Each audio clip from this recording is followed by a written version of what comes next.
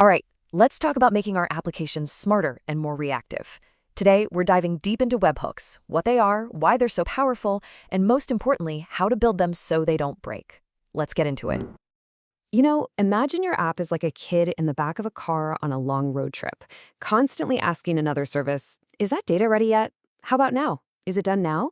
It's exhausting, and honestly, it's a huge waste of energy. But what if there was a better way? So this really boils down to two very different ways of thinking. On the left, you have polling, which is basically that constant nagging, are we there yet? And on the right, you've got webhooks, which is a much cooler, more efficient approach. It's basically saying, look, just call me when you get there. So first, let's dig into why that old way, polling, is just, well, it's a pain. It's all about wasted effort and really frustrating delays. Let's picture this. Meet Jane. Jane's a total sneakerhead, and she's obsessed with getting the latest release. So every single day, she gets in her car and drives to the shoe store just to ask, anything new today? And almost every day, the answer is no. That's a ton of wasted gas and time, right? Well, that's exactly what polling is doing to your systems. So, obviously, Jane needs a better system. And that's exactly what webhooks are. Instead of her driving to the store just calls her the second the shoes arrive. It's the call me back solution that modern software is built on. So what is a webhook really? Well, the technical definition is a user-defined HTTP callback.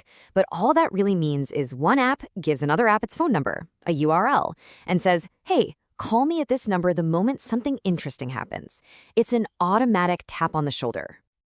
Honestly, the best way to think about it is like a doorbell. You don't just stand by your front door opening and closing it every 30 seconds to see if someone's there. No way. You just go about your business, and when someone arrives, ding dong, the bell lets you know. That's a webhook. Okay, so webhooks sound pretty great, right? But with great power, well, you know the rest. If you're not careful, they can be a huge security hole. This brings us to the first and maybe most important pillar, security. Think about it. Your webhook endpoint is just a URL out there on the internet. Anyone could find it. So how do you really know that message you just got is from your trusted partner and not some imposter trying to feed you bad data or mess with your system? The answer is signature verification. Here's how it works.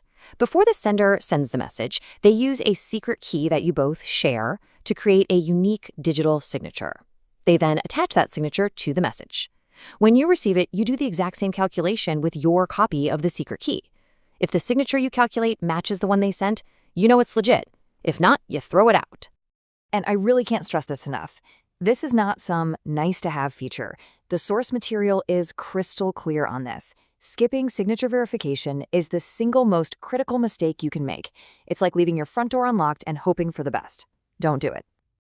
All right, so our door is locked, we're secure. But what happens when the mailman accidentally delivers the same letter twice? The internet is messy, and duplicate messages happen.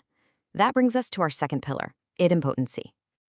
The internet isn't perfect. A little network hiccup could cause a sender to try again, just to be safe. But if that webhook triggers a payment or sends a critical notification, oof, you could end up charging a customer twice or spamming a user. That's a huge problem. And the solution to this problem has a kind of fancy name, idempotency. But the idea is super simple. It just means that doing the same thing multiple times has the exact same result as doing it just once. The perfect analogy is an elevator button. You press it once, it lights up. Pressing it 10 more times doesn't make the elevator come any faster, right? The system just ignores the duplicates. And here's how you actually do it. It's pretty straightforward, really. Every event should come with a unique ID. The very first thing you do is check your records. Have I seen this ID before? If the answer is yes, you just say, thanks, and ignore it. If it's a new ID, you process it, and, this is the crucial part, you immediately record that ID so you won't process it again. So, we're secure and we can handle duplicates, but you know what? Things are still gonna break. It's just a fact of life in software. So our third and final pillar is all about being resilient and handling those failures with grace. I mean, let's be real. Servers go down for maintenance, networks get flaky, a new deployment might cause a temporary glitch. If a critical webhook gets sent right in that moment, poof, it could be lost forever. And for most systems, that's just not an acceptable risk. This is why a smart sender doesn't just give up after one try. It retries, but it doesn't just spam the server over and over. It uses the clever strategy called exponential backoff. If a delivery fails, it waits maybe 1 second. If it fails again, it waits 2 seconds, then 4, then 8, and so on, backing off each time. It also adds a tiny bit of randomness, or jitter, and eventually it knows when to give up. And that little bit of randomness, that jitter, is absolutely critical. Imagine 100 different systems all trying to retry at the exact same second. When your server finally comes back online, it gets hit by this massive thundering herd of requests and just falls over again. Jitter spreads those retries out, giving your server a chance to breathe and recover properly. So how does the sender know if it should even bother retrying? It's all about listening to the HTTP status codes your server sends back. If it gets a 200-level code, that's a green light. Success. Stop sending. If it gets a 400-level code, that's a red light. It means something is fundamentally wrong and retrying won't help. But a 500-level code, that's a yellow light. It means I'm having a temporary problem. Please try again in a little bit. Okay, so let's pull all of this together. It really comes down to these 3 fundamental pillars for building a webhook system you can actually depend on. 1, secure everything with signatures. 2, design for duplicates with idempotency. And 3, build for failure with smart retries.